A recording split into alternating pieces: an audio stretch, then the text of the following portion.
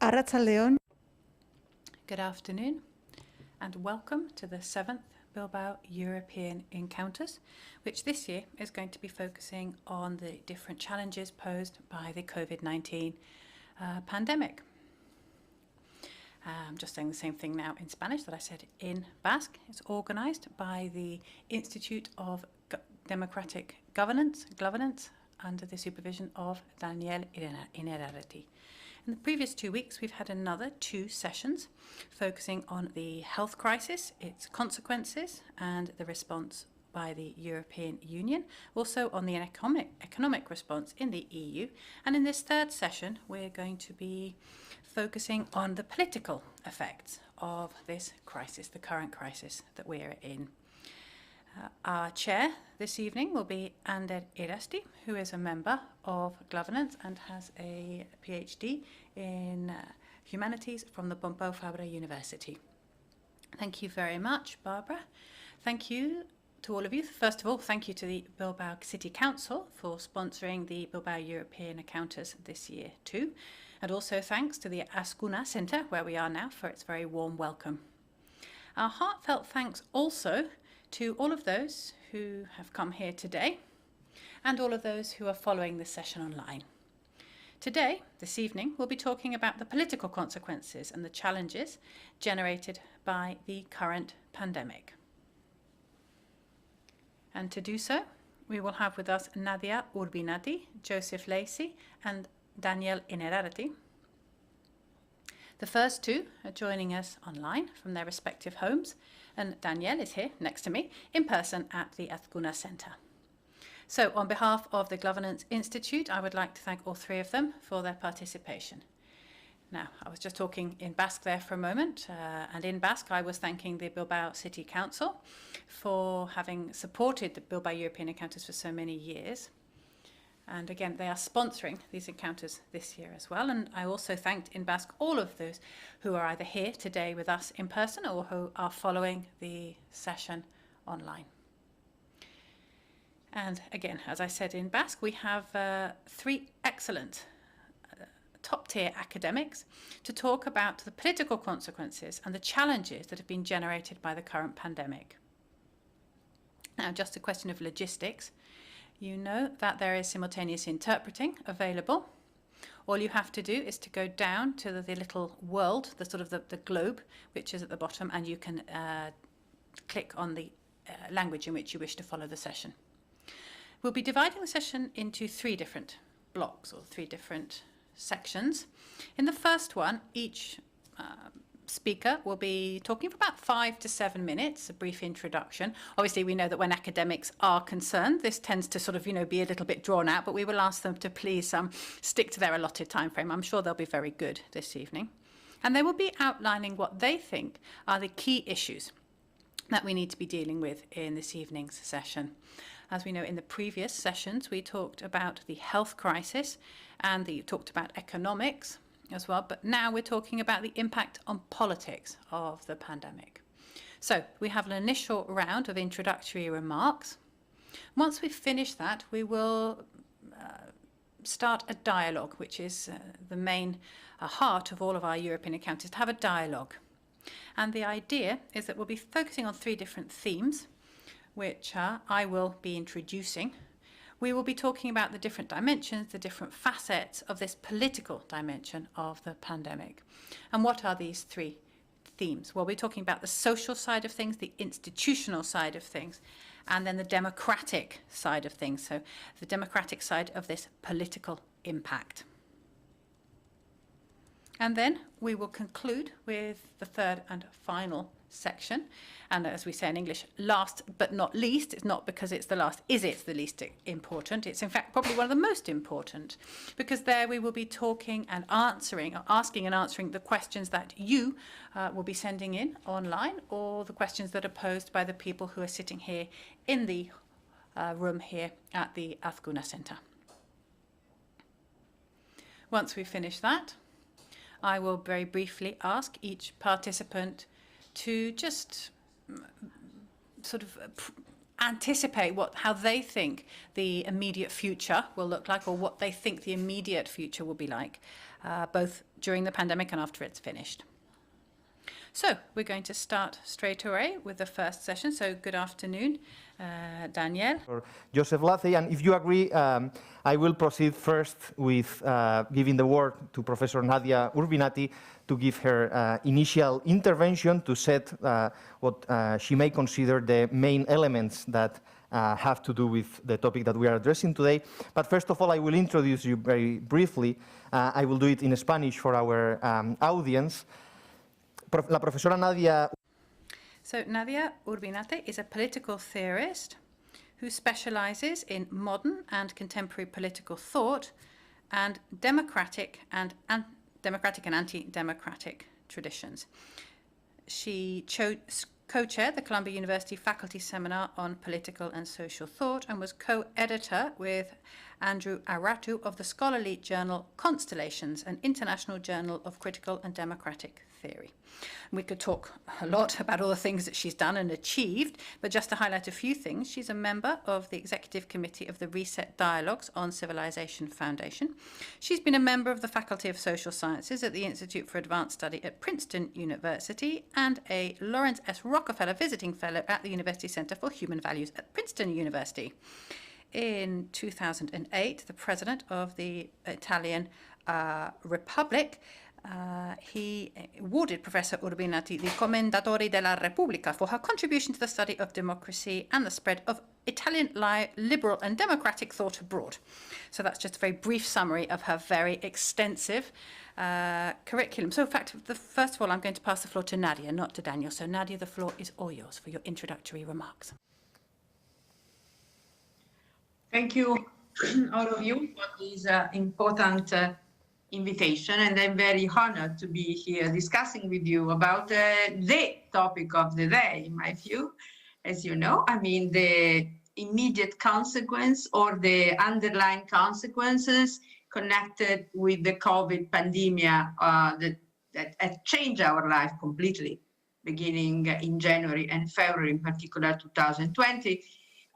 Implications concerning the social, the institutional, and the democratic side of the problem, as you mentioned. So I would open the floor with a few remarks concerning the democratic aspects here, how our constitutional democracies were capable of facing these unprecedented level of emergency connected to a good, the health, that is universal and thus connected to the life and the well-being of each citizen in democracy. So our democratic societies in Europe were capable, in my view, of dealing with this pandemic with some decency, and also without violating or constraining too much the basic condition of a constitutional democracy. And in fact, in my view, we can see in front of the virus, or the way in which it was faced by these democracies, the difference between a populist and a non-populist form of democracy. So the case of Trump, or the case of Bolsonaro, or other cases in Europe also, they show to react in a very different way in relation to the other democracies like ours in the European Union, and their impact or their reactions show to be not as actively good and not as actively functional as in our democracy. So this is a good score for constitutional democracies versus populist democracies, or representative plural parties democracies versus populist democracy. On the institutional level, I see perhaps in the future we can discuss about it, but perhaps a change that we have to deal with and to be cautious and also worried about. A change in the way in which democracies work in this situation in terms of the centrality of the executive versus the centrality of the collective bodies like the parliaments. And this is a change that is not recent. It is also connected to the previous crisis, the financial crisis of 2008, which also showed the the stressing moment of vertical decision versus collective deliberative decision.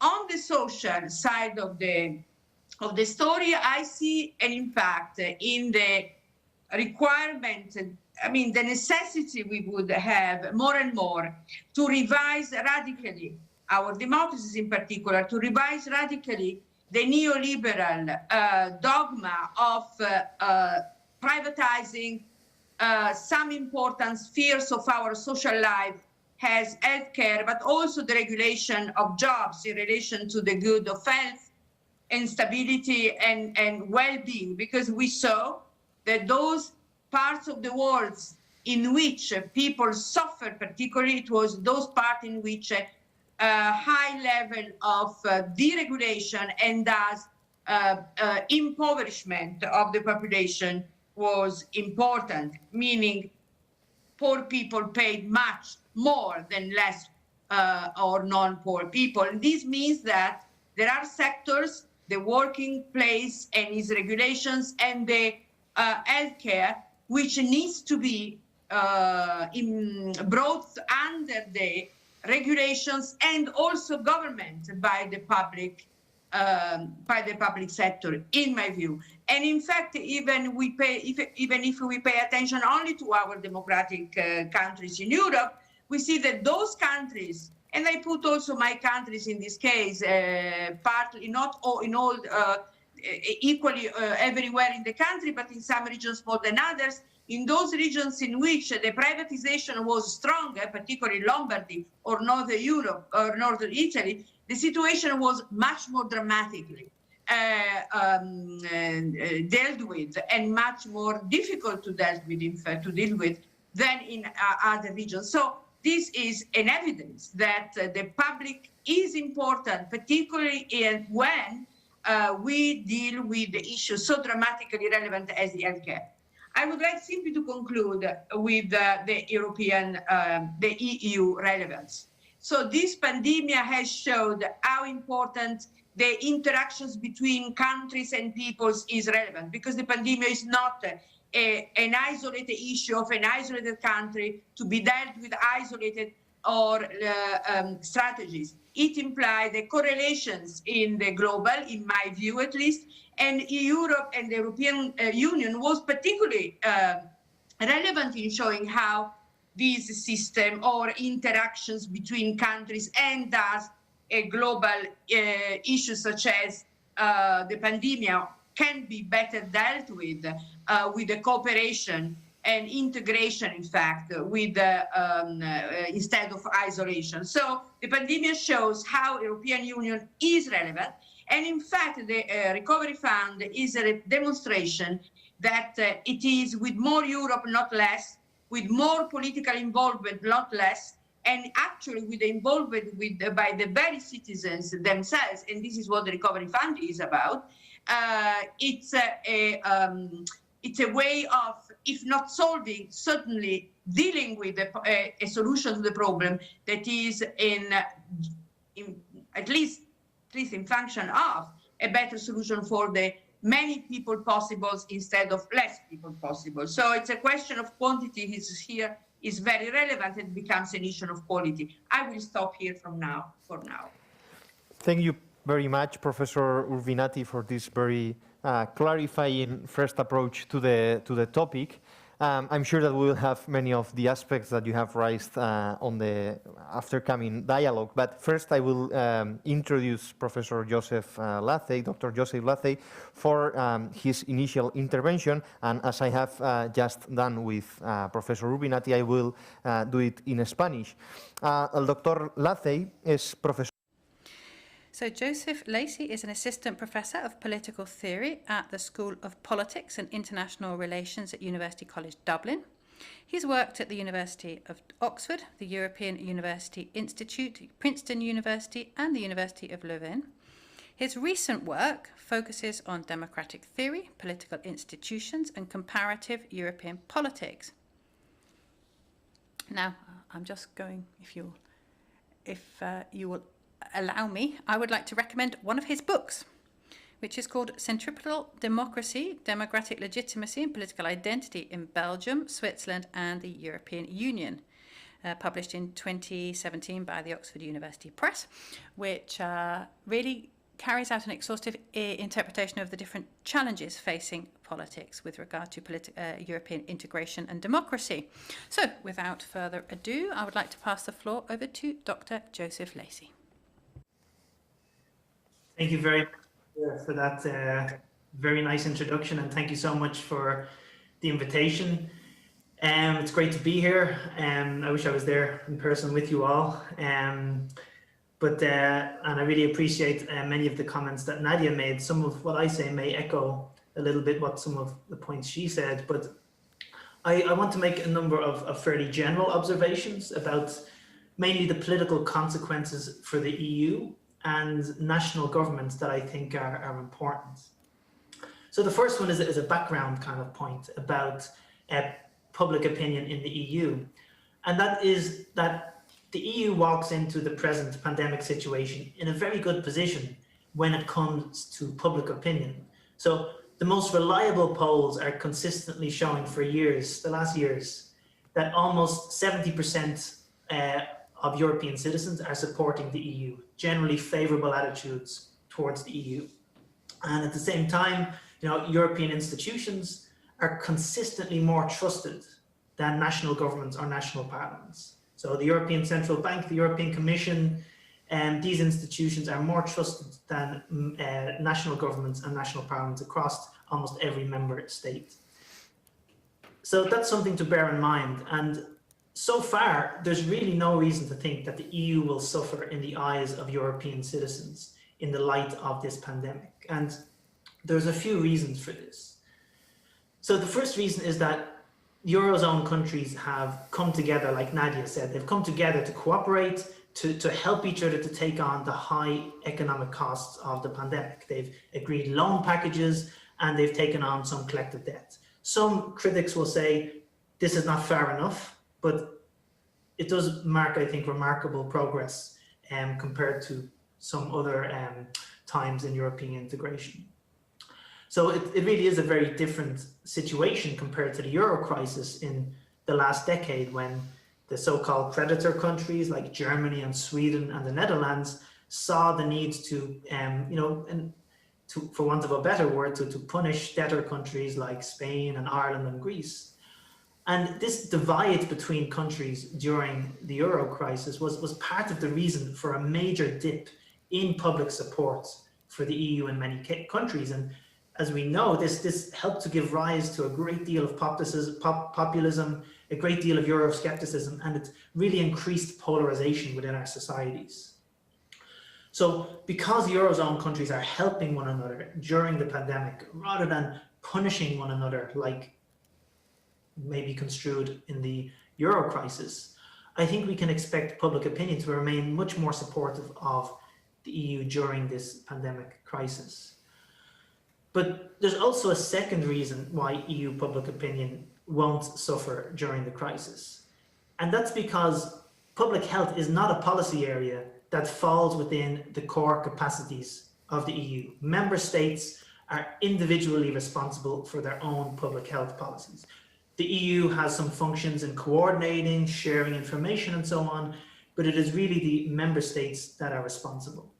So any mishandling of the pandemic within a country, it's not plausible to blame this on the EU. Instead, it will be the national government that is blamed for any shortcomings when it comes to addressing the pandemic. So in a way, the EU has a certain kind of clean hands when it comes to public health in this regard. So the EU should come out, a political consequence for the EU is that it should come out of the pandemic looking much better than it did during the Eurozone crisis some years ago, and even during the refugee crisis. This is, for the EU, I think this is and from the perspective of public support and its political consequences, this will be a good crisis for the EU, to use a perverted kind of term, having a good crisis. But I think this is This is fair to say. But having said all of that, there are dangers on the horizon, both for the EU and national government. So let me ask you this question. Who are the Eurosceptical citizens? And who are the citizens most likely to support nationalist parties and populist parties and radical parties? Who are these people? Well, research consistently shows that they are the less educated, they are those working manual or low-paid jobs, and they are those in the precarious economy. These people have been referred to as the losers of globalization, losers of globalization. And because these people have been supposedly losing from globalization, they've been reacting against it by electing nationalists and populists and radicals. So now let me ask you a second question. Who are the social and economic losers of the pandemic? Well, as it turns out, it's the same people who we just said are supposed to be the losers of globalization. Again, it's the less educated, it's those working low-paid jobs, for example, in the hospitality sector, in the transport industry, and so on. You know, as a result of lockdowns, many of these people have either lost their jobs or had their jobs suspended. And meanwhile, we have educated white-collar workers who are in, let's say, the financial sector or the public sector. They are now mostly working from home and they're enjoying their salaries as normal. Now, I would say these divisions have been handled quite well so far during the pandemic. You know, in most countries, those who have suffered from lockdowns, they have been compensated with, you know, more or less generous welfare packages. And as I said, this is in part possible due to the solidarity among European countries. EU states are now free to borrow to help their most affected citizens to get through this pandemic. But the danger is what happens next. For how long do these welfare payments continue? And what's the strategy to help people who might be unemployed after the pandemic? Will there still be EU solidarity then? That's the question. And no one has an answer to this question, I think, right now. But one thing is for sure. If the people who have suffered the worst social and economic consequences of the pandemic are ignored in the future, or if they're gradually forgotten about, the divides within our societies are going to deepen, I think. You know, we will have greater wealth inequalities. The winners and the losers of globalization, who are also the winners and losers of the pandemic consequences, have the potential to come into greater conflict. We are likely to have more populism, greater support for nationalism, and more Euroscepticism. So overall, there are really, I think, many positive things to be said about the approach of the EU and national governments to the crisis so far in Europe. But much less certain is whether the EU or our national governments are able to work together and maintain that cooperative attitude to do what's necessary to deal with these social and economic consequences of a post-pandemic world. So I'm a bit more concerned about what our post-pandemic world looks like than necessarily getting through the pandemic. So these are just some reflections I would like to start off with, and looking forward to discuss a little further. Thank you very much, Joseph. Actually, that was also a great introduction, and you put, I would say that you have highlighted elements that we will necessarily need to tackle during the conversation afterwards. But before that, I will give the last word to Professor Daniel Innerarity. I will also do it in Spanish. En el caso de Daniel, del profesor Innerarity, creo que no hacen falta grandes introducciones. I don't think he needs much introduction, to be honest. He is an Eco-Basque researcher at the University of the Basque Country and the School of Transnational Governance and the European University Institute Florence. He also works with governance, obviously, the Institute for Democratic Governance. Now, you published a book at the end of last year, A Theory of Complex Democracy, which had a practical application, unfortunately, really, because there was a phenomenon that needed it to be applied. But it's fortunate as well because it's helped us to understand it. And it's called Pandemocracy, is this the name of your book? And it helps us to understand complex democracy in light of such a disruptive and global event such as the COVID-19 pandemic, which has so many different impacts on so many different aspects of our lives. So without further ado, Daniel, the floor is all yours. Well, first of all, I would like to say that I'm delighted to be here with Nadia and Joseph, who are both outstanding academics. It's fantastic here with a wonderful chair as well, Andere Rasti. It's an honour to be here talking about an issue about which we're all passionate. Democracy, its future, its crisis, its transformation, etc. Now, I think the issue of the pandemic from a political point of view, I think it could be tackled from a threefold perspective. So three large groups of issues, which would be the first one. Were our democracies ready for this, prepared to cope with this? Secondly, how did they cope with it? Did they do things well or not? And thirdly, what sort of transformation or evolution can we expect in the future with regard to a redistribution of power?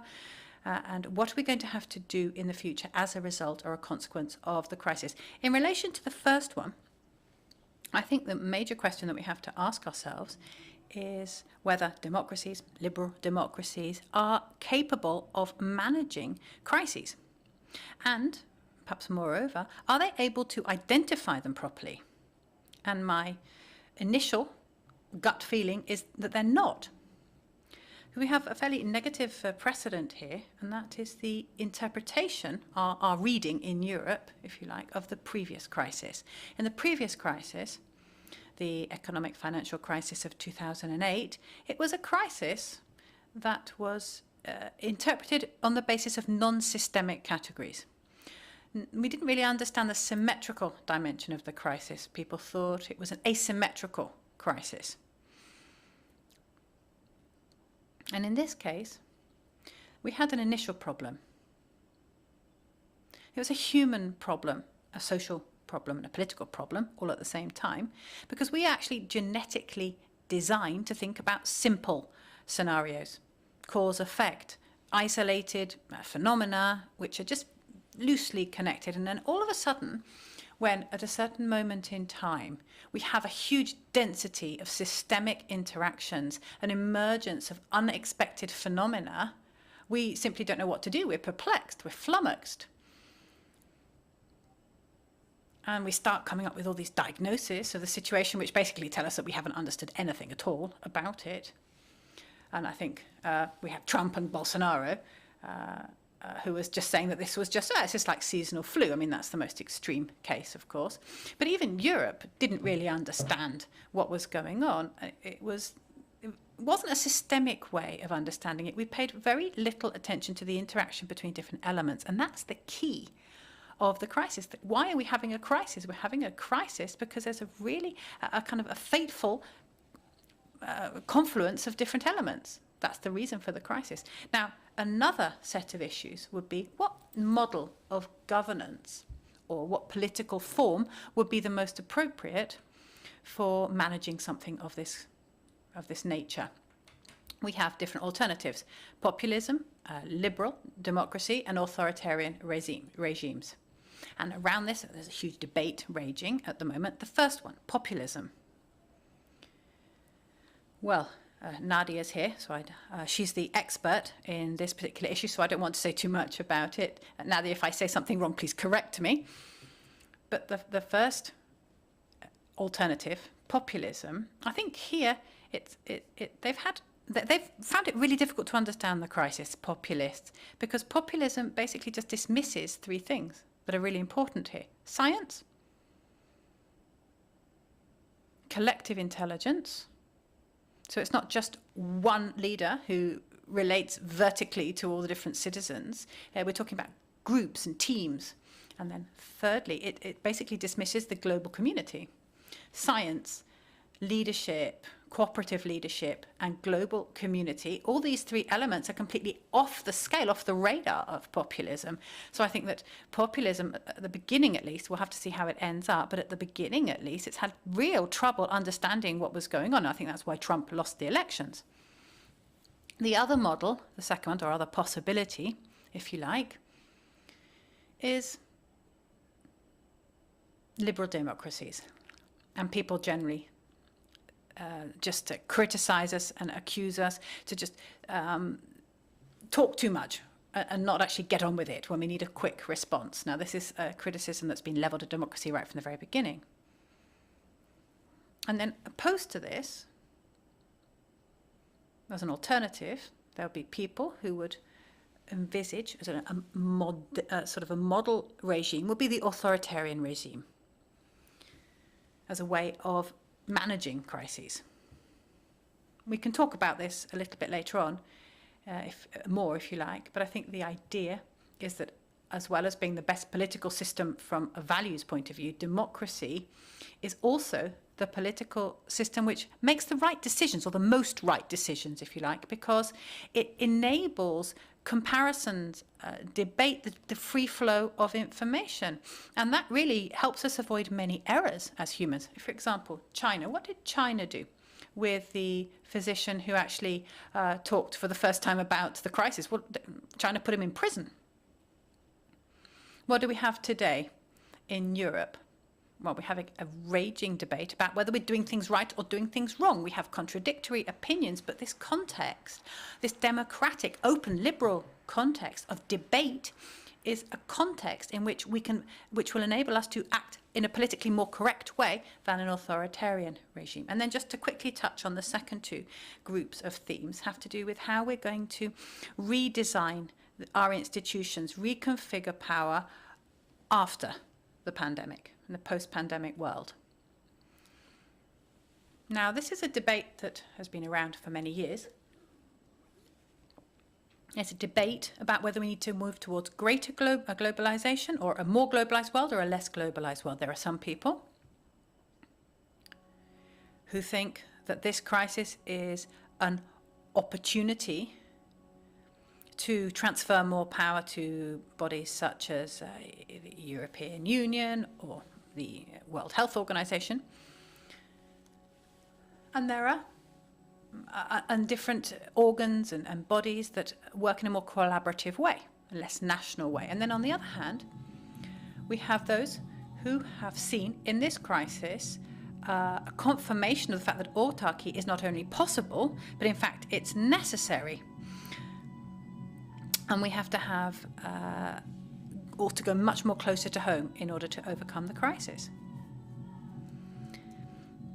Now, I would say here that rather having to choose between more globalization or more localization, what we should be asking ourselves is, for what type of risks is it better for us to have a greater or lesser degree of institutionality or institutionalization? Because there are some risks for which the local level will be much better positioned to cope with, but in other risks and other issues, we need more institutionalization. So that's the question we need to be asking ourselves. We need to identify what type of risks we're talking about, and then on that basis, we should try to redesign our institutions. Thank you very much, Danielle. Well, I think perhaps the best thing to do after these three excellent interventions is to just jump right into the debate. So to do that, to do this in a sort of fairly ordered and tidy way, we're going to focus on the three issues that I mentioned beforehand. So first of all, we're going to be talking about the institutional issues. There's in the second section, we'll be talking about the more social side of things, the political impact on society. And then finally, we'll be talking about democracy itself. To ensure that the dialogue with our colleagues, with our friends that are at their homes, it's fluid enough. I think that Daniel will be speaking in Spanish, so you will have to turn at some points to the translator. But in any case, so The first block, as I have just said, is about the impact on the institutional realm. And the first question that comes to my mind is whether the European institutions were well prepared to deal with such a disruptive event as the pandemic. And I ask this question because I think that since 2008, the EU has actually experienced, the EU, or at least the European space, as Professor Nikolaidis tends to call it, has experimented, has lived or gone through many disruptive events. Of course, the financial crisis in 2008 was the paradigmatic one, but we also have the refugees crisis as another high impact event that unfortunately we are going through. So I was wondering whether you think, on the eyes of these disruptive events that we already left and that somehow showed many elements or bring to the surface many elements, whether this pandemic has shown that the EU institutions are well prepared, and not only the EU institutions, but the institutions in Europe are well prepared to deal with such a disruptive event as the pandemic. If you agree, I will go the other way around, and I will ask Daniel to give the first answer. So, Daniel, cuando quieras. Bien, pues yo comenzaría diciendo que la... Well, I would say that the initial reaction to the crisis in Europe was a reaction which consisted of applying, just without any kind of reflection, just the cliche or the reaction or the solutions that it had tried to apply in the previous crises. If we look at what Christine Lagarde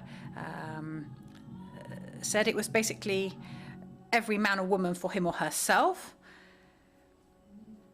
And everybody tried to use existing instruments to fight against the pandemic, face mask, etc. That was the first reaction. But I think there is a reason to be optimistic, although I'm not really that optimistic. But in fact, we haven't taken too long to change that scheme. I think if we look at how much time went by from the first initial instinctive gut reactions, very intuitive reactions, the time that went by, the time that transpired from that initial reaction to a kind of more community type management, a certain constitution of global benchmarking within Europe, at least, that period was very, very short. We didn't take that long to make that leap. And I think that in every crisis that we've gone through in Europe, each crisis has always been followed by a period of institutional learning. It's always been followed by an agreement or a treaty or something. And in this specific case, we haven't got Euro vouchers. We had something which would have been unthinkable 10 years ago. All those funds and the lack of conditions which have to do with the debt, etc., all these conditions that the northern countries were wanting, and that has actually been scrapped in the end. I mean, that would have been unthinkable just 10 years ago. So that's, a little bit of light at the end of the tunnel. I'm not so optimistic about the following. As humans, we tend to react very quickly to very noisy signals and signs of crisis, if people are dying on the streets, for example. But we pay very little attention to the latent phenomena, the silent phenomena that don't exert a lot of pressure. And I think that this reaction that we've seen in Europe to the pandemic, reacting so quickly to the pandemic, I'm talking about Europe, but we can say the same for the rest of the world. We're not doing the same in relation to other crises, which are perhaps not quite so noisy. We can talk about the migratory crisis and the climate crisis, in fact. Now, since I've been a reasoning human being, I've seen crisis to crisis in the world. I mean, from the 1980s right up until now. I remember in 1986, I was working in Germany when we had the Chernobyl crisis, and that had a major impact on my generation. We had the radioactive cloud that came across Europe, and since then there's been crisis after crisis after crisis. And the level of reaction of human beings in general, and political institutions as well, has always been slow. It's been late, we've reacted slowly, we've reacted late, and we've never really been up to scratch. Actually, it should be Joseph if we follow the order, but I have to say that, of course, you can interrupt and you can have follow-up comments. I mean, you don't need to follow the order as we were doing previously, but in any case, Joseph, as I've said, the opposite order at the beginning, so now it will be your turn, but as I say, go ahead whenever you want. That's good. Okay, yes, so, I mean, there's a lot to echo in Danielle's intervention. I mean, on the one hand, it's difficult to be prepared for a crisis because there's a novelty to every crisis. But on the other hand, these warnings from the scientific community that there would be something like this pandemic once in a century, this is well known. It's almost like the climate change issue. We know for 20, 30, 40 years that certain events are much more likely and that our institutions really should be prepared for that. But you know, European integration is by its nature, because of how member states protect their sovereignty, it's a very reactive form of dealing with problems. It's that the problem is dealt with when it is in front of you, and then when there's this crisis, the states are left with no real rational option except but to coordinate more, to integrate more. And Daniel is right that when they have been under this pressure, they have generally performed, and in this pandemic in particular, have shown the flexibility and the consensus building required to set up new institutions, to give the European Union new powers, and to, like I say, to take the unthinkable step of mutualizing some of their debt. In order to help carry the risk of this pandemic, the economic consequences of the risk of the pandemic on common shoulders. So it's been par for course for the EU. It is integrated further through crises.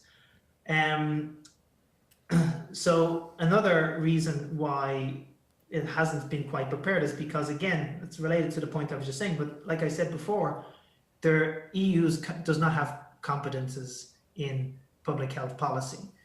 It has been given powers to do certain supporting things, to help communicate and so on, but it's the EU, it's not its job. It hasn't been given the job to do this. So given that we've known in advance that something like this pandemic would happen at some stage, probably in our lifetimes, it would seem reasonable to expect that there would have been more preparation, more integration on public health, at least when it comes to pandemic emergencies. But at least we can say that there is now impetus for that going forward in the future. The only issue I would say is that, you know, no crises is like the next one. So when we are prepared, we put in all of these institutional arrangements to help us deal with future pandemics. Maybe the next pandemic is not for 100 years. We have many more crises in between that time. What the European Union did to try to deal with the Euro crisis couldn't have prepared them at all for the refugee crisis or for the this pandemic crisis. And then when we have all of these new institutions to help us with future pandemics, there is going to be other things facing us. So this is something of an issue for the EU, the way in which it is very reactive by its nature rather than proactive, you might say. I will take your word that the next pandemic will be in 100 years, because that's pretty positive considering the situation we are now. Nadia, Professor Urbinati, yeah, please go ahead. Thank you so much. I was, my mind was bubbling around these issues while Inerarity and Lacey were talking. First of all, I think that the pandemic, although we relate sometimes, we relate this pandemic to the economic crisis of 2008, are very different. The pandemic is something that hits everybody regardless of poor or rich people. This equality condition is like Hobbes, you know, the equal condition of each of us puts us in a situation of reacting in a way that is dramatically different and importantly different. So this can be proved precisely by what Daniel used to say at the beginning. So at the beginning, the European unions acted as if that was a crisis like other crises, like, for instance, the crisis of the economic crisis. And they reacted in the same way. Selfishness, not well understood, simply selfishness. Do what you can and like and take care of yourself. Think about the way in which at the beginning the German government decided to, close the borders in relation to the mask, and so on and so forth. So that was so wrong, which revealed that that was not a crisis like any other crisis. So when they understood that, because there are people in all parts of Europe, they were facing this problem, then the situation was a little bit, processed in a different way. But even that, we had differences in North and South countries. I have to say that this prejudicial approach, the South is in a situation of despair and incapability of solving the problems. The North is more virtuous and capable of. Even this dualism was kind of put into questions, because people are dying in Stockholm as they do in Milan. After all, there is no difference. So that is an important question that implies that Europe showed immediately, after a few months, few weeks, the possibility of all the leaders of the states for them to do something. And so at this point, from March on, with the classical intervention like compromises, comitologies, long discussions and long meetings, weighing of smoothing the radicalities between North and South and here and there, at the end, one solution seemed to come to life. A solution that has to do with solving these issues together. Now, I don't think that this is something unique I don't think this is something normal. This is not normal and is not unique at all. For this reason, it would be extremely intelligent and wise to capitalize out of this crisis and the institutional answer to the crisis. This is a unique moment in which institutionalization becomes relevant, because if I agree with Daniel, other crises can come and how to deal with the complexity and less noisy situation is difficult. We know that. But this situation is interesting for one reason. First, we know that we don't learn out of history. We don't learn out of our mistakes. We repeat them all over and time and again. But in this case, we have to capitalize by institutionalizing the behavior that European communities were able to take in front of this crisis. By institutionalizing, I mean two things. First of all, to revise radically some of the conditions for decision-making in Europe. The question of veto power is an issue because it cannot simply be every time bypassed through a surplus of meetings, mediation, compromise. Or in this case, because in this case the veto came from the East authoritarian countries more than from the West country, the Eastern countries, in relation to this problem of the veto coming from them, we saw also another potential problem, that the country that was able to deal with the Poland and Hungary veto was Germany. So Germany used its huge impact and relation power with those countries in order to make the veto, in order to solve the veto or to block the veto. So in this case, if we don't solve the question of veto power, we don't solve the question of equal possibility or equal power of the countries. Some countries will have more power, not only in the veto activity, but also in those who are capable of bypassing or making the veto power retreat. So I think that this, whatever we think about it, the institutionalization of this crisis needs to pass through a revision of the organization of the decision-making power organization in our continent. This cannot be left to another crisis. The second institutionalization pertains to the competences, healthcare as a competence. Now, the World Health Organization, the World Health Organizations released in 2016 a document concerning a pandemic and the plan for a pandemic that all countries would, ideally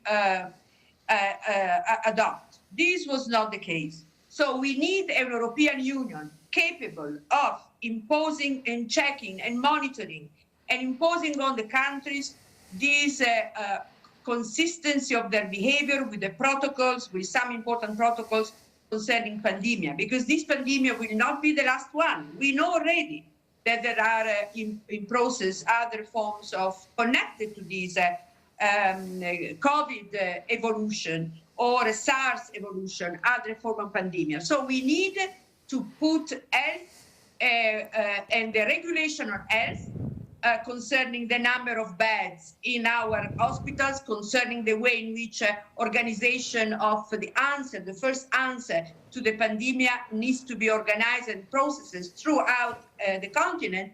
And this is another issue that would require institutionalization. I think that's this. We don't have many other possibilities, but taking care of one, we tend to forget once the situation is solved. Second, we have time enough not to forget, because the pandemic will last a little bit more. So in this moment, this is a critical moment, because we can capitalize, we can institutionalize. We have time to do so, because this pandemic will last a little bit, 1 year or more perhaps. So that are the two domains. Decision-making power of the Union, that's the ABC of what is the Union, the European Union, whether it's a federation or not, whether it's a political system or not. And on the other hand, the question of competence in the health policy, in relation to at least the pandemic plan for being adopted by everybody. Yeah, regarding this that Professor Urbinati was right now mentioning, I have a question for Joseph and Daniel, which is whether you think that in this institutionalization that could arise from the pandemic that Nadia was mentioning now, how will that be compatible with the fact that the political actors, at least in the domestic level, are increasingly more and more polarized? It's true that in the EU level, that polarization, and when I mean EU level, I mean the EU institutions, it's not well, I don't know which qualifying word used, but it doesn't seem so determining, and the EU is being capable of taking decisions. But at the domestic level in the member states, we are seeing increasingly more polarization. Of course, it varies from one country to another. So I was wondering, how will this be compatible, the increasing polarization in the member states and the need of European consensus on those issues? Joseph or Daniel, whichever. Joseph, go ahead. I mean, I think this is a point well made. So I think if your concern is to efficiency and competence of delivering outcomes, then Nadia's solution is an obvious one. But for example, to take away the veto on certain issues of member states, and I think is to really change what the EU is. It is to create something like a federal state. And I think that there is, for better and worse reasons, I think there is this lack of public support for the EU to develop in this kind of direction. I think many citizens are very wary about a top-down EU. So if you can imagine the EU making lockdown decisions, for example, for all of Europe, I think this looks very different. I'm not saying that Nadia is saying that EU should be doing No, it. I wasn't saying that. I'm just talking about this idea of the EU as an encroaching superstate is a very powerful, whether it's true or false, it is a very powerful thing in the minds of many European citizens that is a concern.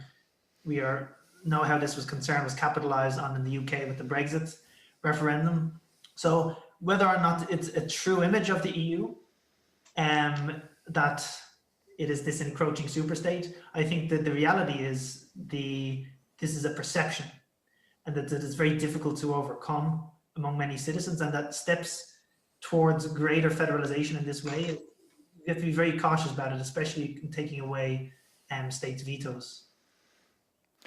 A mí me parece que el asunto de...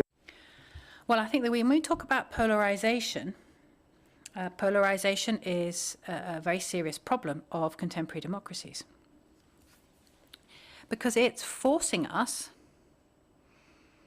it's pushing us to sort of choose between two alternatives, drastic alternatives. I don't want to it's a bit of a caricature, but we have to choose between liberal democracies in which there's more hate talk and hate discourse, hate speech,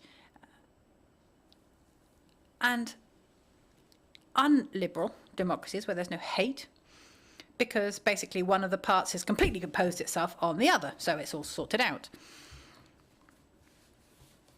Now, when Biden, on the 7th of November, gave his famous speech, and I'm assuming this is going to be a very clear backbone of his mandate, he's very clearly said that polarization isn't a fatality, it's a choice. And so if Americans have chosen polarization, they can also choose cooperation. I think we need to break away from this alternative between liberal democracies filled with hate and democracies which have overcome this hate because they've basically done away with one of the parties. I think in this sense, Europe has an added value that needs to be underscored. When years ago people talked about the democratization of Europe, there was a proposal to set up or reproduce in Europe the sort of the axis of confrontation left and right, which is what you see in countries. Now, Europe was a political space in which we had to try out different forms of political confrontation. Or different combination of interests that wouldn't necessarily be antagonic in nature. That was the idea. People were saying that, some said at least, that in order to become more democratic, in order to do that, we just had to reproduce all this confrontation, then it would be a complete waste of time. Now, Calypso Nicolaides says that Europe has to be a long-term guardian. I think Europe, by its own configuration, it represents an opportunity to actually practice a type of politics that is impossible to do at a national level. If national states, what we see there, we have a high level of confrontation, very high level of antagonism. It's too overly focused on short-termism and electoral gain. Why can't we think that Europe systemically is correcting this, it's counterbalancing this, it's counterbalancing this short-term outlook by attaching greater interest, greater importance to expert knowledge, for example, and having these different mechanisms of coordination, and just the fact that in Europe we don't have these two axes. I mean, obviously there are different axes, which is what Nadia was talking about, but the left-right axis don't really haven't been reproduced so much. And I think we should make the most of this capacity that Europe has, capacity to actually design a different playing field, a playing field that's different from what we see in nation states. The fact of there being another playing field nearby where things are done differently, I think this alone will improve democracies at a national level as well. Had a follow-up comment or question before you raise the hand, or otherwise I have plenty of questions. Yeah, go ahead, Nadia, please. Thank you. So in relation to this question of federalization, what Lacey was saying, I agree with him. Meaning, if you create a super state monitoring like a guardian and punishing the member states, well, this would not be a federation, right? Think about the US. The US is a federation, competitive federation, because internally they compete, in which the presidents have the power of imposing on some important issues concerning, we know that, protection and the monetary, economic, he has the power of imposing some common decisions in some particular critical moments, right? Now, I don't want to go so far as to propose the United States of America as a model, but in some issues, it's possible to have a federative behavior among nation states that agree that it's like the World Health Organization when they invite the states to adopt these protocols concerning pandemia. And we didn't do that. None of us did so. Not even the prudent Germans did so. So we should have a kind of, as Danielle was saying, a kind of counterbalance at the continental level, capable on issues in which disagreements is not so much political. There is no sense of disagreement concerning health and something like that. To have a kind of mechanism that conditions that involve each country in making these kind of decisions. This doesn't need to be a super state. Although I think that when we pay attention to the national interest or the sovereignism, as we say in Europe, we assume a position that is like you putting or having our eyes back, as if the level of sovereign states is the last level for all of us. Perhaps it's not, and perhaps to have in some issues an expanded sovereignty in some issues would be a good decision that is functional to the well-being of our democracy. So some forms of learning out of in the making, and the making in this case is different from the past, nation states, Westphalianism kind of, can be a good approach perhaps for all of us. Thank you, Nadia. If you agree, we will move to the second block, which actually will probably be the second and the last, because you are providing so valuable answers that we won't have time to go to the third. So that's a reason to have another event in the near future. But in the meantime, then let's go to the questions. And now we will focus then in the more social realm.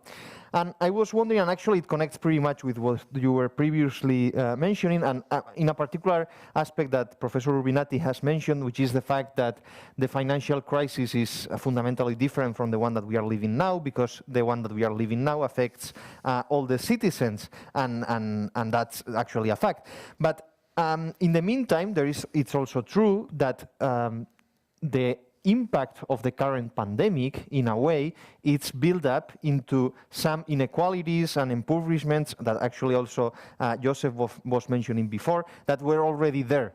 So I was wondering whether in social terms, whether regarding the social dimension of the pandemic, whether we have the instruments to tackle the political consequences of that social impact. Because the one that we had in 2008, I won't say, because it will contradict Daniel's book, that it's the only factor that explains the political challenges that we have lived in the last decade, but it's pretty clear that there is some connection at least. So I was wondering whether with the impact that the pandemic will have in the social dimension, whether we have the tools to politically tackle it, or we will go even worse. Joseph or Daniel? I can jump in. I mean, I think absolutely the tools are there. The nation state is well equipped, I think, to deal with most of these issues, especially if supported by the EU in various ways. But I think the greater obstacle is ideology. Ideology, especially governments who are more or less wedded to a neoliberal market solution to problems. So let me take an example. One of the big consequences of this pandemic is that many people are now working from home. This is going to, I think, continue even after a pandemic. Many companies have realized that they don't need their workers in the office wasting an hour and a half getting into work every day, or 2 hours in some cases. There's going to be more working from home. Businesses are realizing that they can save a lot of money if they do not have these very expensive buildings in the city center. So in many European capitals across the world, there's going to be a plummet in commercial real estate, where all of these businesses are. And the question is then, if you're thinking creatively, like what can be done with these buildings? So, in Ireland, we have a bit of a housing crisis, and the government has taken a market solution to this, which hasn't worked very well at all. So, you could imagine a government with a different ideology taking these kinds of buildings and revitalizing the city centre, rather than it being a ghost town in the evening of just, empty buildings with all of the financial workers and so on gone home. You could turn it into a vibrant place where people live. There's public transport. It's a much greener place. People don't have to travel all the time to work, and many people are working from home. So this is an example of I think, creative thinking. It's a proposal that's been made here in Ireland and I think elsewhere. Let's revitalize our cities. Let's, you could solve the housing crisis by introducing so much of this now unnecessary commercial property onto the property markets. But whether or not that is something that would be done, or whether or not the state would intervene in something like that, is I think really an ideological kind of question.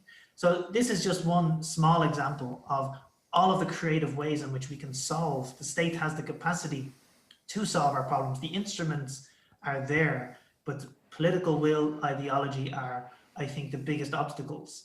And one of the really interesting things, I think, is that whether or not the challenges that are going to come, the social challenges that will come from this pandemic, whether or not some of the ideologies that we've been living with, whether they are the left or the right, whether or not they will be sustainable in trying to address this pandemic.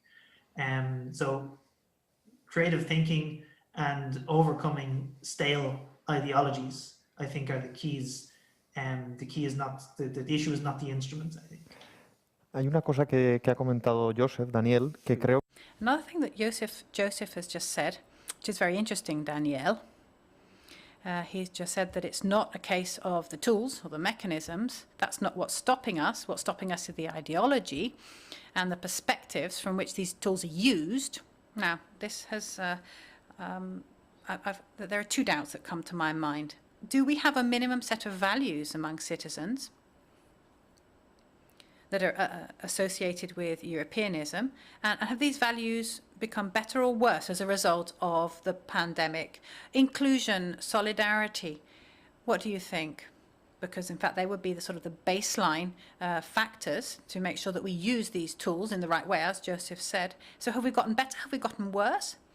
Well, I think that all crises have some symmetrical dimensions and some asymmetrical dimensions. A health crisis is more symmetrical than an economic crisis, for example, in general. But not realizing that both these dimensions exist at the same time gives rise to error. It's true that this crisis affects everyone, that's true, but it's also a partial outlook. because in the United States, as from what I've read, many more Afro-Americans have died than white people or Caucasians. So it depends on the context. Working from home, e-classes, online classes, that hasn't affected everyone in the same way. If I've got a bigger house, I'm much comfier when I'm at home. So I'm not surprised that even though this crisis is more symmetrical than the previous one, there has been an increase in inequality. That was it was on the cards. It was quite predictable often and usually in crises. The people who are in a worse situation generally suffer most. But what I didn't expect was from the perspective of Europe, the ideology of Europe, there was this reaction to having our rights and liberties constrained by the far right, this extreme reaction by the extreme right. I mean, here, at least in Spain, the extreme right parties were very conservative, nationalist, and they've never been libertarian. And I don't know what Nadia thinks about this, but European right, they've almost imported this ideology from libertarianism. I don't know why this happened, but what we've seen, this figure of the armed men who go into Michigan, in the capital in Michigan, to protest the fact that they have to wear masks and the lockdown and the restrictions. This has been reproduced in Vienna, in Berlin, in Madrid, with these protests and these very explicit declarations by the far right, which reflect kind of an ideological model of liberty and freedom, which goes completely against what we've seen in the past. Because it's liberty and freedom understood as power, which is very different from the Republican point of view, which means that power is the fact that no one has the right to dominate anywhere else. And it's the same that what Trump transmitted and conveyed when he came out of hospital. But this virus, you just need to just fight, and you need to, all that very warlike metaphors have been used a lot in the pandemic. We're not talking about being brave. We're here. What we need to have is responsibility, not bravery. So we have freedom, which is understood as the freedom to be contagious, to give other people the virus if you're a carrier. It's been quite surprising, and I think it's made us realise that the degree of fragmentation, ideological fragmentation, is much greater. Already made the question, so if you want, go ahead, please. Hey. So I would, well, this is so very interesting. The question of ideology and the question of liberty, I simply touch on each of them. I totally agree with Joseph Lacey that it's not an issue of tools, but ideology moving decisions to use them in one way or another one. So a good pragmatist would say that tools and ideologies, they stay together, because I see the tools when I have the disposition of the mind capable of seeing them. So I would resist putting them one without the other one. But you're right when you say that the real issue is not in the tools, but in the ideology, and the ideology of merit and individualism. That is, this is your responsibility. Thus, if you lose, is your business. It's not a social one.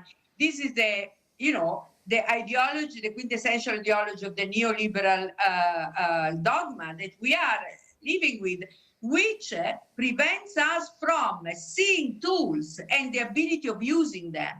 Even the left, even the so-called social democrats until now, they saw tools, political or state tools, from that very point of view of a market-oriented economy. Thus, they couldn't even use those tools because they didn't see them the way in which they could use. So the question of ideology is thus essential, is crucial. And this means that this has to do with the reconstructions of a political message that is based on equal distributions and is based on equal responsibility instead of individual responsibility and distributions according to individuals' merits and so on and so forth. So this requires a topic or a discourse concerning political conflict and political parties and political ideology to be reconstructed. Because look at, if populism is going to win, it is because the social democrats are in disarray. They are no longer capable of making the issue of equality and citizenship consistent. This brings me to the second issue introduced by Danielle, that is a question of freedom. That is crucially important in my view, because we tend to identify populism with fascism because they are state-based and state-oriented, but it's wrong. Populism changes in relation to the kind of state he's opposing or the kind of democracy is opposing.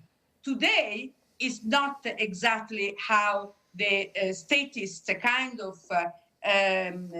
fascism or authoritarian regime ideology we have in mind. Populism has to do with ordinary people capable of presenting themselves as the model for good behavior in the public. And sometimes this implies, like in the United States, in which the ideology of the yeoman, the ideology of the self-made man is part of the popular tradition. Populism takes this ideology for granted as part of the ideology of the people. And this has effect on in the way in which freedom is interpreted. So today, we saw it very clearly. Freedom as living free along with others, thus public responsibility of our actions, or freedom as do what you like because this is the only way in order for you to achieve a success or to win. So it's not that one is communitarian and the other no. No, the one, the collective responsibility is based on the sense of democracy, call it Republican conception, but it's a democratic conception because it is the sense that we share in liberty because we share in responsibility. The other one has a kind of anarchic reaction against any form of associations and implies a strong anti-social individualism, which is so relevant in some states and some cultures more than in other one. I think the United States is particularly relevant, and the reason why Trump won and could have won again also recently in these elections is precisely because this ideology, which is not simply for them is ideology, is a faith, is a way of believing, is so strongly connected to the conception of freedom. I totally agree with you. It's very important. Thank you very much, Professor Urbinati.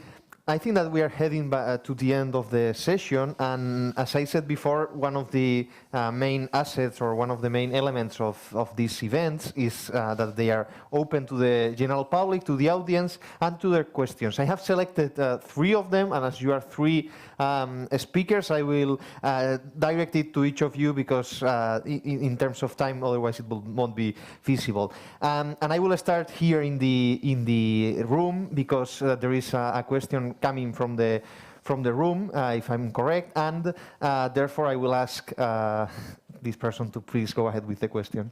Puedes hacerla en castellano, claro. Thank you. Sí, quería preguntar. Yes, I would like to ask about the importance of liberal governance and freedoms and equality. I think it's no coincidence that we have in the vaccine is coming, and we have a common vaccine. Do you think that's one more step towards a common identity in Europe? Do you think that's the case? Question, and if you need any clarificatory elements, please go ahead. Well, it's symbolic in my view, because to have one day in which the vaccine is for all Europe, not even voting was possible to make one day voting for all Europe, but vaccine, this is very interesting, but I don't want to add more, simply symbolic. Yeah. Joseph, anything The to... more common experiences Europeans have, the more common identity will be. You know, when Europeans meet each other in the future, this will be something I know. Well, how did the vaccine roll out in your country? The more our experiences are alike across our countries, the more the stronger European identity will be in the long term, I think. Well, the idea was one question for each, but as you both have answered, Daniel, if you have any additional comment. No, man. No, it's fine. Okay, so then I will go ahead with the question for you, Daniel. La pregunta para ti, de hecho. Okay, this is a question from Jose Ramon, and he's asked it over the chat. The question is as follows. In this transition to the post-pandemic world, and given the next generation funds, which are a tool, not an end in themselves, is the organizational system in our organizations ready to lead this transformation? And what role should public ethics play in all of this? Well, in answer to the first question, I would say no. Okay, let's just go back to a previous question first.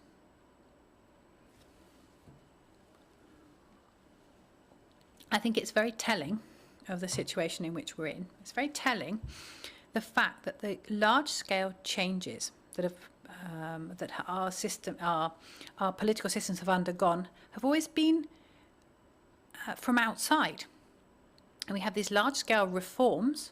But the driver of these reforms have been an external shock. I'm talking about reforms, neoliberal reforms, or digitalization, or the ecological reform, the green transformation, for example. But the first observation that I would make is that what's happening to us? What is it about us? Why is it that the only way that democracies can actually transform their social reality is always an external shock to the system? Why can't we do it through self-organization just because we think it's the right thing to do? I think before the crisis, we all knew that we had to digitalize our economy, we had to digitalize all sorts of things. We had to do them in Europe in accordance with different values of balance and equality. We all were aware of that. You know, we all understand we have to move towards a circular economy, we have to be more environmentally friendly, etc. But it's been what we've needed. We've had to have a crisis for actually to kickstart this. So there's a lack of capacity. There's a lack of sort of self-propelling capacity in our systems, which I think is a serious problem. Now, the other issue, well, once this happens, we have European funds to help us with all of this. And I think this is correct. This is what we should be doing. But how are we going to be able to implement it? I think here there's a bottleneck. Giving the example of Spain, which is very decentralized in nature, this is all going to happen through a central office with the central Spanish government in Madrid. And I'm getting the feeling that we're going to repeat the initial way in which we reacted to the pandemic, which we started out with this very centralized organization, but in the end it was forced to seed and to actually decentralize this organization. And the creation of projects which are going to live up to expectations, we can only do that if we want. We can only do that if we collaborate. Collaboration between central governments and regional governments, and also between governments and civil society. So cooperation at all levels. And this implies huge-scale mobilization, collective mobilization. It's not something that can be done in a centralized way, or in a hierarchical way even. Thank you very much. Daniel? In English, in Spanish also, but rather than translating myself, I will let the translator to translate it, okay, because I'm sure that she will make it much better. The question is the following one, and actually both Joseph and Nadia, I think that might be interested on making some comment about it. The question is, ¿no corremos el riesgo? Are we not running the risk of imposing measures by sanctions and punishment rather than just convincing citizens by appealing to their involvement and their responsibility and involvement in a common project, citizen engagement, etc.? Because from the administrations, we still tend to talk to citizens as if each and every one of them had the same level of civic mindedness, and this, of course, is not the case. So are we using punishment too much? Are we using persuasion too little? That you are waiting for the translation? So the question is whether... Yeah. Okay. See, no, I agree. I mean, I think it's a very important issue, particularly today with the question of the vaccination, for instance.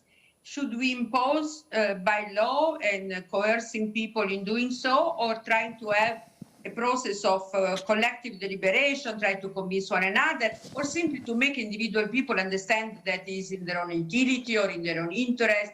I think this second solution, it's more desirable from a democratic point of view.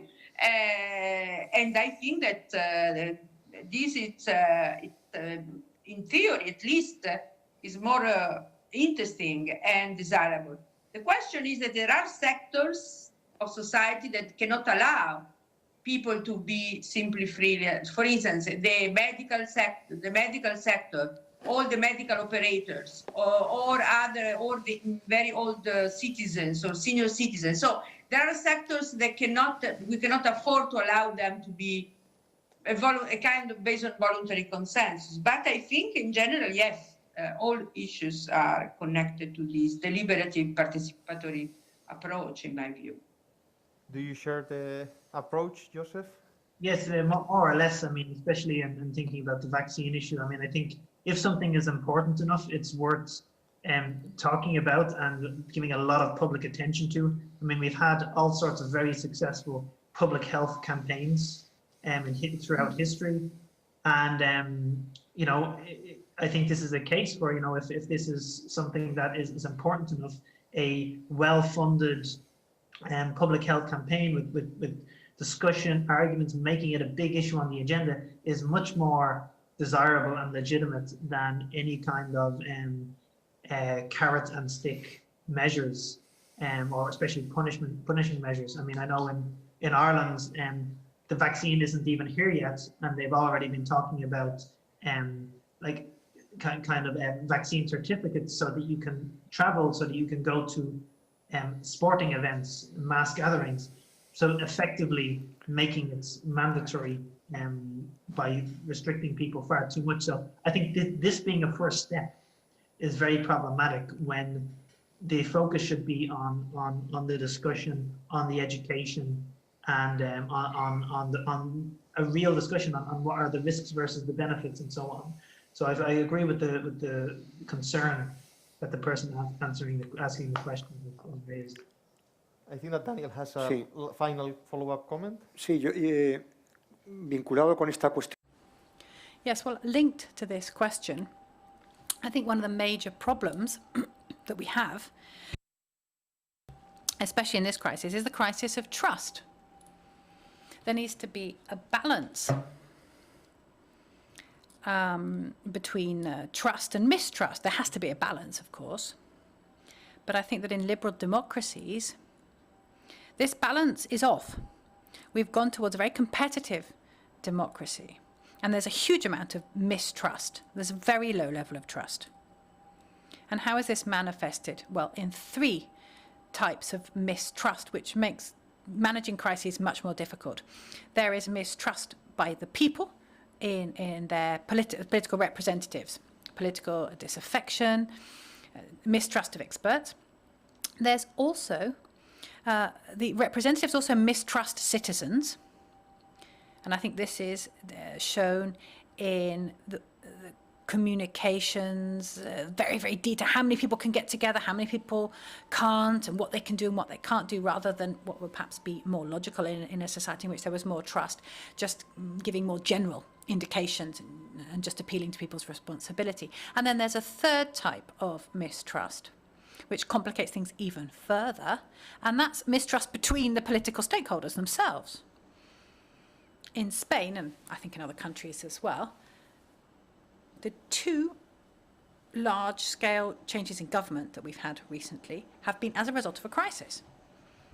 We had the socialists who got into power. That was 3 days after the terrible terrorist attacks in Atocha. And then when they were left power 8 years later, that happened as a result of the crisis, the financial crisis.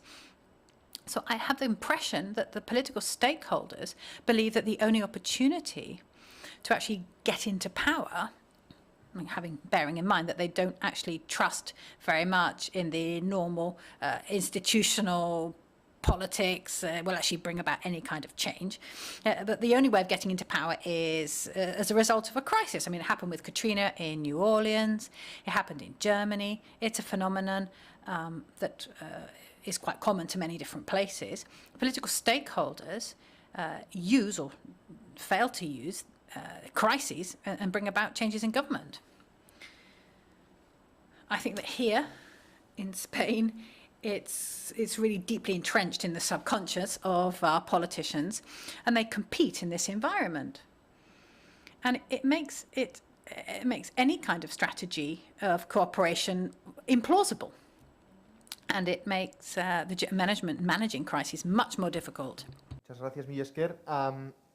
Thank you very much, Daniel. 3 minutes, but to finalize, I will ask you what I already advanced at the beginning of the session, which is let's provide us or our mostly our viewers and the audience with some idea of what can we expect in the near and further future regarding this political impact. So what about the post-pandemic world that will arise in Europe in terms of the political dimension? So if you agree, even if Daniel has been the one that has spoken now, I will give you the word and do it on the other way around. Just a minute, please.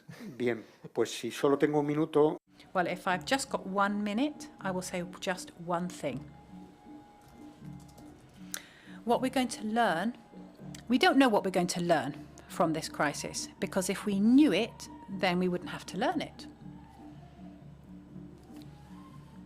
So I would say that we're all immersed in an involuntary collective experiment,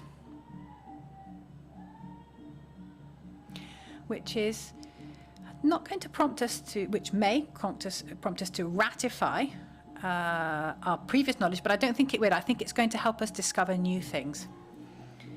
And we were talking about redistribution of power, rethinking democracy, and I would encourage people to try to do away with their preconceived ideas in order to open our minds to this collective rethinking, which is something that is triggered by all crises. But it's not a mathematical kind of learning. It's not a ratification of what we think we already know, but an opening up to something new. Your time, please. Who? Joseph, sorry. Oh, maybe the microphone is... So if just one thing one comment, I guess, that springs to mind, especially in relation to some of what Daniel was saying before about the libertarian kind of interpretation of freedom that has been taken by some on the right. I think we will, especially because of some of the increasing measures that will be taken in the next, whether it's to do with vaccines, whether it's to do with travel, and so on. I think we will be seeing a conflict over ideas of freedom versus state intervention versus privacy, personal autonomy, and so on. I think this is one of the reasons why I was emphasizing this point earlier about the importance of discourse. I mean, in some countries like France, there is over 40, I think it's almost 45%, or certainly over 40% of people who are not interested in a vaccine, okay? You try to impose that in some subtle way or in some direct way, conflict on freedom is ready there. So it can be made more extreme by this libertarian far right interpretation, but I think there is also a less extreme way in which this conflict could manifest with other actors. So I think with the vaccine, with any restrictions on freedom related to this, because at the moment people are accepting to a degree lockdowns and so on. the consensus on that is fraying for a while. And if freedoms continue to be constrained in the longer term, I think we will, that is going to become a centerpiece of public debate and political resistance in many European countries, especially if these things are not pursued through consensus, through high levels of public and honest discourse. Thank you very much, Joseph. So, Professor Urbinati, Nadia, you have the last word. Yeah, very few, and I agree with it. This is the real issue, the question of interpretation of freedom, which has to do also with the way of dealing with poverty, because we are going to experience a larger amount of citizens without jobs or with lower salary, with some duress and stress that something needs to be done. And we have already seen now the disagreements on what to do, already in actions now, some incentive to the factories, other incentive to the salary. So it's a very, disputable discussion. So freedom in relation to state intervention, and in my view, the question of convincing people, making people part of the persuasion process is certainly very important, but it's also important that we are capable of, people who work in the academia, or we have this responsibility in some sense to deal with the freedom or liberty in relation to duty and responsibility. So until we don't have abandoned this absurd idea that freedom is to be alone in the forest or in the empty space and do what you like, it's important. It is impossible to make any change. So the responsibility of a democratic community of the deliberative kind is precisely that of making relevant argument concerning democracy's liberty requires always taking care of the connected to of duty and rights. They are not separated. So it's a great responsibility of, in my view, of many scholars in this case, and politicians and opinion makers. Thank you, Professor Urbinati. Actually, I think, Daniel, that in governance we will take that recommendation and try to influence in this public discourse in order to have it as evidence-based as possible. And in that regard, your contributions today will definitely be a valuable element. In this sense, I would like to thank you both, Professor Nadia Urbinati and Professor Joseph Lathey, for your great interventions today and for accepting our invitation. I would also like to thank the audience.